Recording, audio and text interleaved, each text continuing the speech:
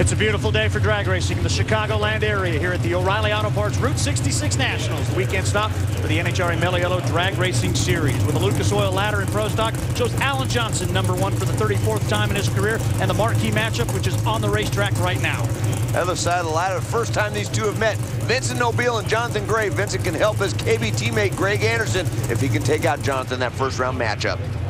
And in this Harley-Davidson marquee matchup, historically, it is a very close matchup. Greg leads 19-18 when they go head-to-head. But he did tell me, don't expect either one of these cars to set the world on fire here in round one because the track is greasy as the first pair out. How about this, though? It doesn't normally happen in the first round.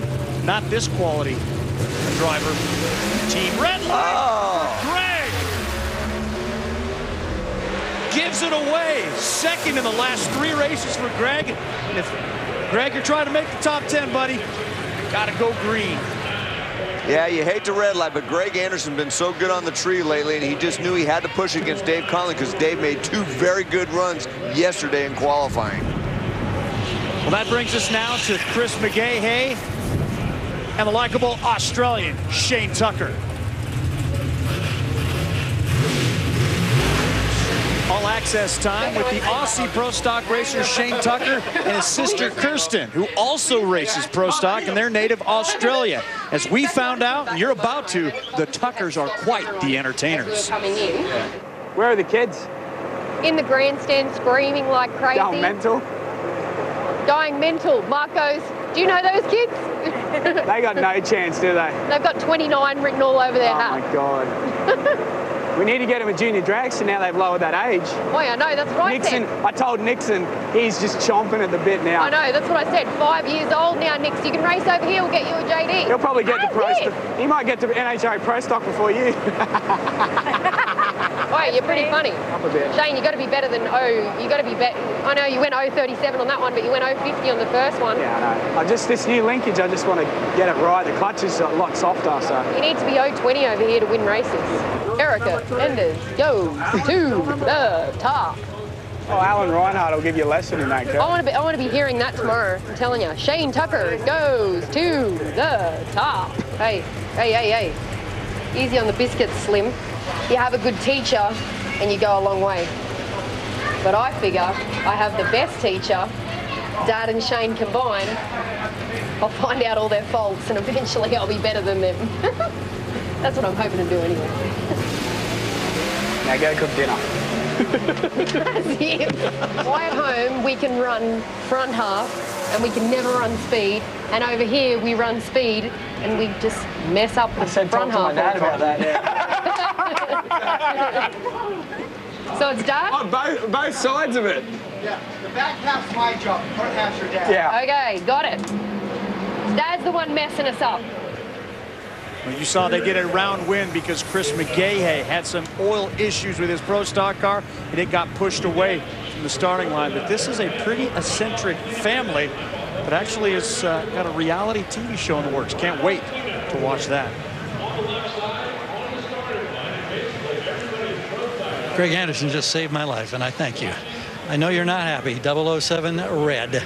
How costly is it now in the big picture as you continue to pursue a spot on the countdown? It's very costly, Gary. Every round's like a playoff round for me right now, so very costly. A lot on the line every time I roll up there, and obviously I haven't been exactly the favorite rolling up there pretty many times, so you got to go for it. And I just like a couple weeks ago, I don't understand it. I don't understand how the red light's on, but it's on.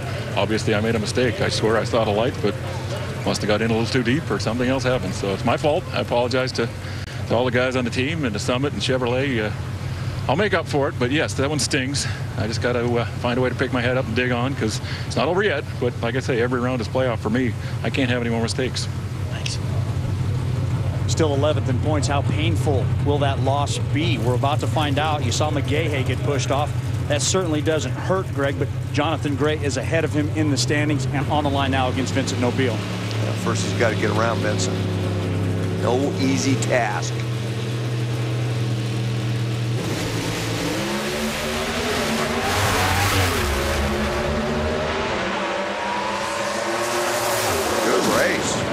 And it's Vincent Nobile by 9,000ths of a second. That one was close all the way to the finish line. Irene loves it. How close? Take a look at the Lucas Oil photo finish by just a nose. Vincent Nobile takes out Jonathan Gray.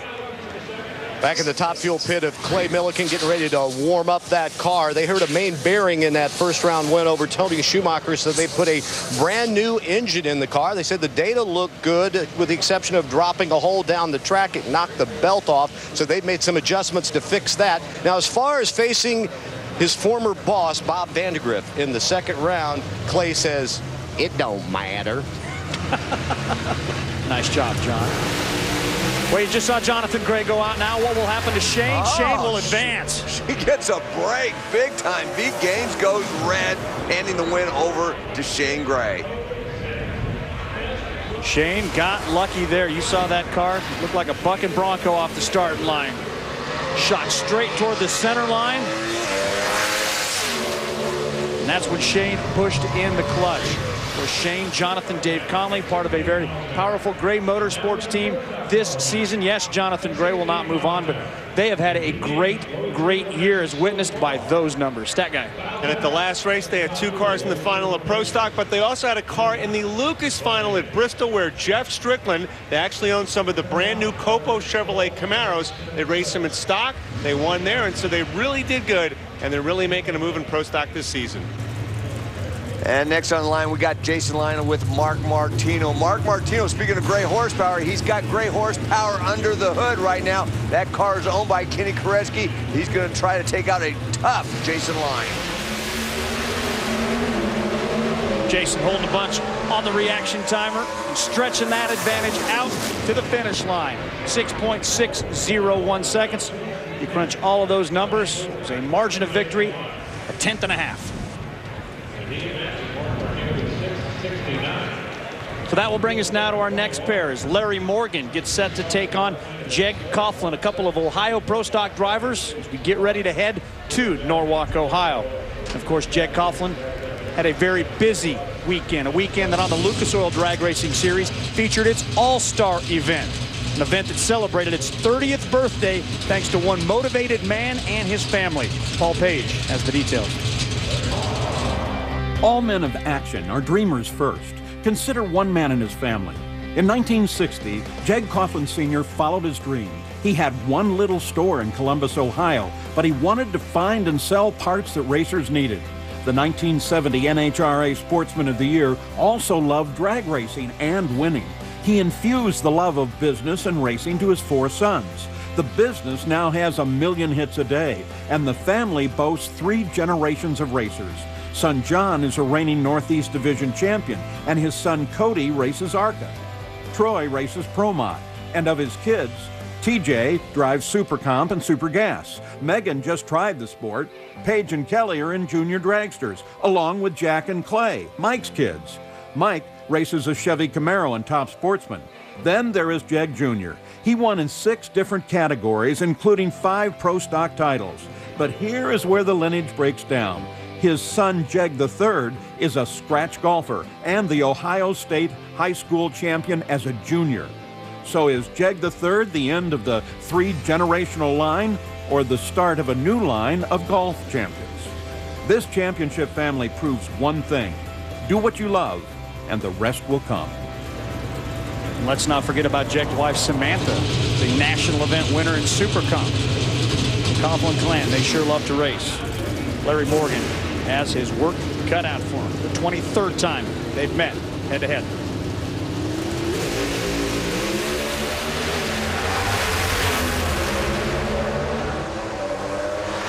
And it's the 18th time in those meetings that Jeg Coughlin has come out on top. That is Samantha. Nice start, guys.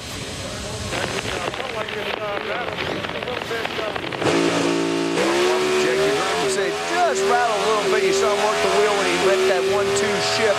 After that, it was pretty much straight right down the line and makes a very nice pass. 209.72. Nice start, guys. Pit of Robert Hyde as he gets ready for his second round matchup versus Ron Capps. In the first round, we saw Robert have to pedal it, and he said that was because something wasn't quite right in the engine. It was due to an electrical issue. The RPM were not where they were supposed to be. The team, though, they did switch out some electrical components. Everything is good to go now, but I want you to take a look at this clock. It's 50 minutes at the moment. This is the clock that they start as soon as the car pulls into the pit area. That's how the team knows how long they've been in here. This clock will be their best friend should they make it to our live coverage right after semifinals. If that clock hits 50 minutes, they're still in the pits. They're going to be up against it. Here's Alan Johnson, the #1 qualifier, and Mark Hogan.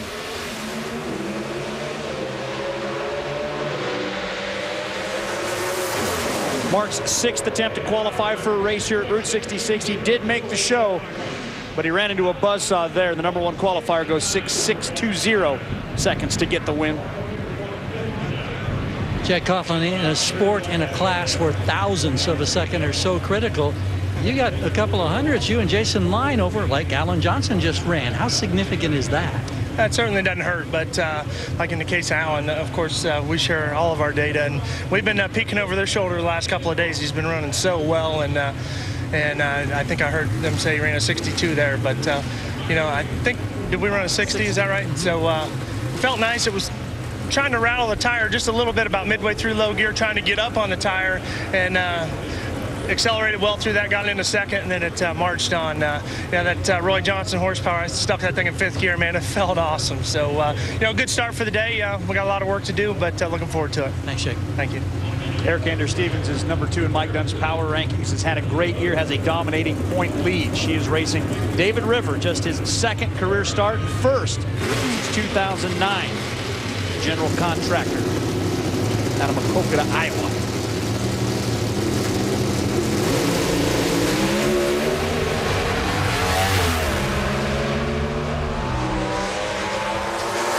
A to B clean for Erica Ender-Stevens, 6.658 seconds. Not the best run that this, well, it's not the best run this team has made this weekend. I'll have to search for some performance when Erica comes back up.